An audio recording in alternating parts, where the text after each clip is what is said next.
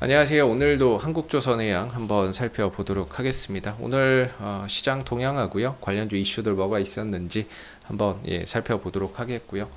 오늘 0.85% 상승 마감이 됐어요.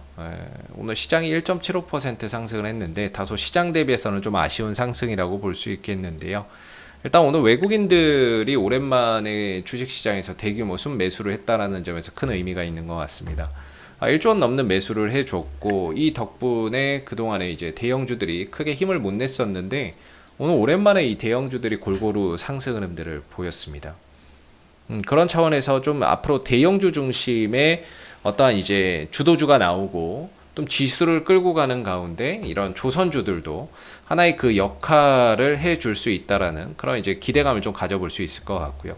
그래서 업종별로 뭐 순환매나 또는 어떤 주도주가 나오겠죠. 그랬을 때 좀 조선주나 이런 부분들이 좀 치고 나간다면 한국조선해양도 주가의 상승이나 이런 부분들 충분히 또 기대해 볼 수 있는 그런 이제 영역까지 내려와 있는 것 같고, 한국조선해양의 좀 방향이 사실 좀 좋지 않죠. 현재 조정이 계속해서 연속되면서 하락을 거듭하고 있는데 최근의 하락은 11만 원대에서 어느 정도 좀 진정이 되고 있는 그런 이제 모습인 것 같아요. 11만 원대에서 좀 진정이 되면서 중요한 거는 이제 수급의 변화, 외국인들의 시선의 변화가 좀 생긴 것 같아요. 이 종목에 대한.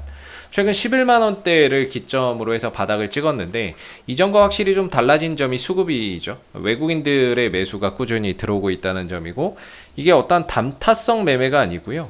꾸준하게 연속적으로 잡아 들어오고 있습니다. 그래서 이 구간에서 나오는 투신들의 물량과 연기금의 물량을 외국인들이 고스란히 다 받아내고 있는 상황이거든요. 뭐 개인들은 약간 좀 매수 매도를 반복하고 있는데 외국인들은 꾸준히 담아가고 기관들은 꾸준히 팔아내고 있습니다. 그래서 지금 이 구간의 가격 방어를 외국인들이 좀 해주고 있는 부분이고, 그런 가운데 이 11만 원대의 어느 정도의 지지 라인으로서의 신뢰도가 조금 높아지는 거죠. 외인들의 포지션, 매수로 들어오고 있는 가격이니까 아무래도 이 가격을 좀 지켜줄 수 있다라는 그런 기대치가 그 어느 때보다도 좀 높은 그런 이제 흐름이다라고 볼 수 있을 것 같아요.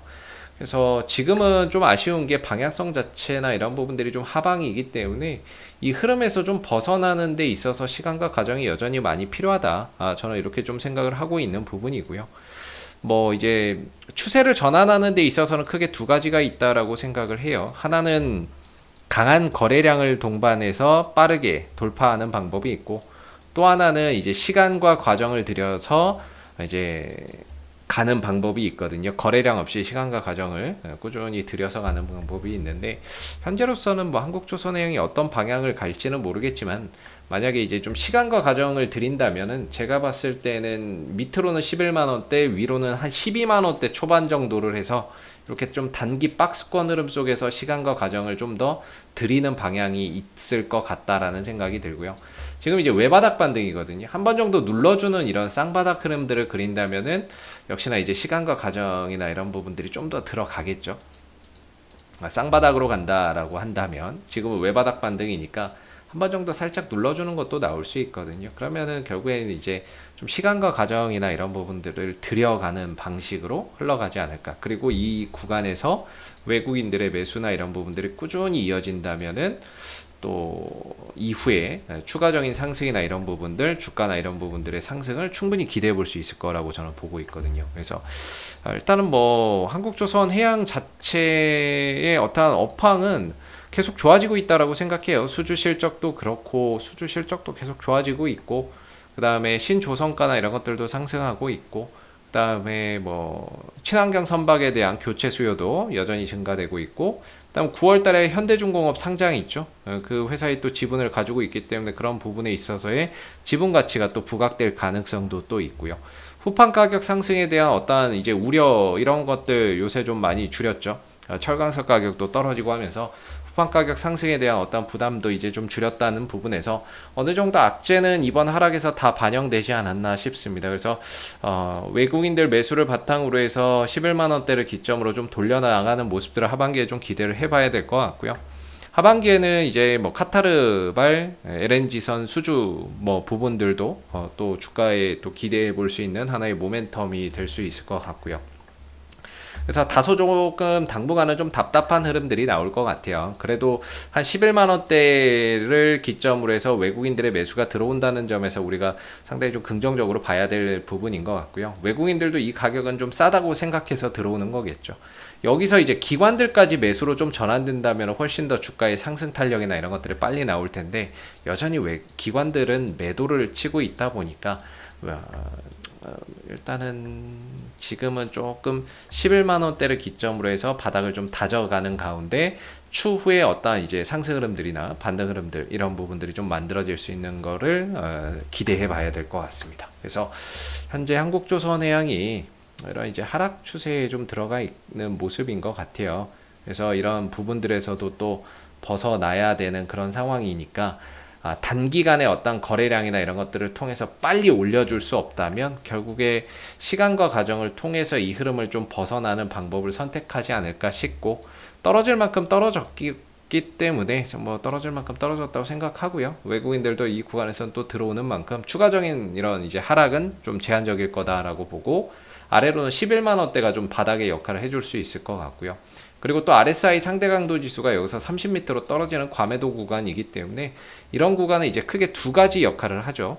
하나는 단기 반등의 역할로서, 하나는 바닥의 역할로서, 이 두 가지의 가능성이 있다라고 보는데, 지금 여기가 이제 단기 반등의 역할을 해주는 가격이 될지 바닥의 역할을 해주는 가격이 될지는 시간을 두고 봐야 되겠지만, 외국인들의 매수가 꾸준히 들어오고 있다는 점에서 좀 바닥에 대한 가능성이 있지 않을까라는 생각도 한편으로는 또 해볼 수 있죠. 이전에 이 구간에서도 RSI가 30m로 떨어지고 나서 반등을 한번 보였던 적이 있는데, 이 구간은 좀 단기적인, 결과적으로는 단기적인 반등의 역할을 해주는 구간이었던 것 같고요. 항상 이제 한국조선해양의 기술적인 흐름에서 특징적인 게 RSI 30m로 떨어지면 항상 기술적 반등이든 바닥이든 출현은 했다라는 거예요. 그래서 이전에도 그렇고 RSI 상대 강도 지수가 30m로 떨어졌을 때 단기 반등이든 바닥이 역할을 해주던, 여러모로 어찌됐든 하나의 기준이 됐다라는 거죠. 이때도 마찬가지고 단기 반등이든 바닥이든 기준이 됐고, 이때도 RSI 30m로 떨어졌을 때 단기 반등이든 바닥이든 기준이 됐던 거. 이번에 또 새롭게 또 나왔으니까 하나의 새로운 또 기준이 만들어졌다라고 봐야 될 것 같습니다. 그래서 당분간은 11만 원대를 기점으로 해서의 어떤 이제 한국조선해양의 바닥에 대한 하나의 기준을 또 새롭게 설정하고, 이제 앞으로 또 지지 잘 받고 올라가는지를 한번 좀 봐야 될 것 같고요. 그래서 밑으로 11만 원대 이탈만 없으면은 한국조선해양은 일단 올 하반기까지는 다시 한번 더 이제 그런 이제 하반기에 또 어떤 이제 반등의 계기를 또 마련을 하면서 그동안은 좀 낙폭을 만회해가는 그런 그림들이 나올 수 있다라고 보고요. 중장기적으로는 저는 뭐 16만 원대, 15만 6천 원대 여기 다시 한번 분명히 또 터치하러 간다, 이렇게 좀 보고 있는데, 단기적으로는 좀 쉽지 않을 것 같고요. 뭐 중장기적인 관점에서는 점차 또 이 구간을 한번 좀 터치하러 가는 그런 이제 시기적인 또 상황도 하반기나 이런 흐름에서 또 만들어지지 않을까라는 생각을 한번 해봅니다. 왜냐면 뭐 주봉이나 이런 부분들이 이제 10년 동안 역배열 흐름으로 가다가 좀 정배열로 돌아가는 초입 구간이기 때문에 어떤 이제 이런 상승과 하락을 통해서 이런 구간에 있는 매물 소화를 하는 그런 과정이라고 보고요. 다시 한 번 더 16만 원대, 15만 6천 원대를 향한 이런 점진적인 상승 흐름들이 올 하반기에 좀 나오기를 한번 기대를 해 봐야 될 것 같고, 당분간은 11만 원대를 좀 저점으로 해서의 반등 여부, 지지 여부들 계속해서 확인해 가시면 좀 좋을 것 같습니다. 이상 AP투자연구소의 이세훈 전략팀장이었고요. 구독과 좋아요도 한번 부탁드리도록 하겠습니다. 감사합니다. 그리고 네이버에서 AP투자연구소를 검색하시면 웹사이트 상단에 AP투자연구소 홈페이지 링크가 나옵니다. 클릭하시게 되면은 AP투자연구소 홈페이지로 접속하실 수가 있는데요.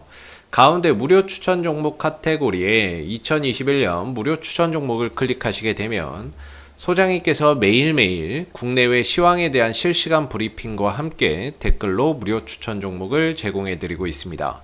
하나 눌러서 들어가 보게 되면요, 댓글 리딩은 아침 7시 56분부터 시작이 되었고요.